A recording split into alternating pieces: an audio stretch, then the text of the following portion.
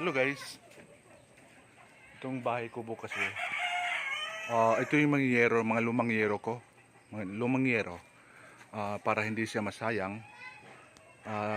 Sayang din kasi kung itatapon mo So ang ginawa ko, ayan ginamit ko ulit, ginawa kong bahay kubo. So tingnan mo yan guys, tingnan mo, napalagiran siya ng mga saging. Tapos ang ginawa kong bahay ay galing sa mga lumang yero, lumang mga nyug, kukulamber. Kahit pa paano, hindi nasayang. Hindi nasayang yung mga yero, mga lumang yero, mga gamit na yero. So para hindi masayang, ito ginawa na namin ng paraan. Yan. Hindi pa tapos guys. Siguro mas maganda ito pag tapos na. Tapos ito naman yung loob niya. Sinunod ito. Medyo hindi pa pantay ang sahig. Maganda ito simentuhin din kasi ang hirap. Para hindi maputik.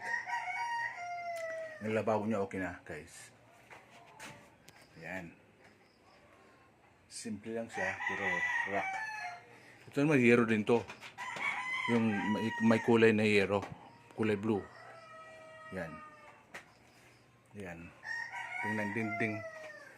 Mga lumang yero din yan. Mga gamit na. So para hindi natin maitapon, ginawa kong bahay kubo. Tapos ito may CR din. May ano din, may tawag nito, kortina. Yun, CR.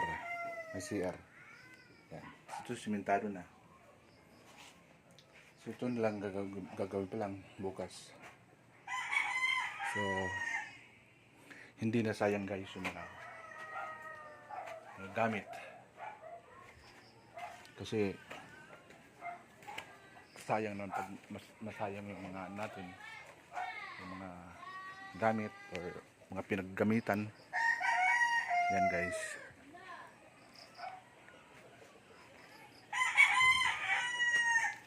Yun lang guys. Thanks for watching. Thanks so much for watching.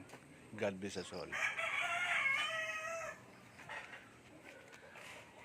Salamat po.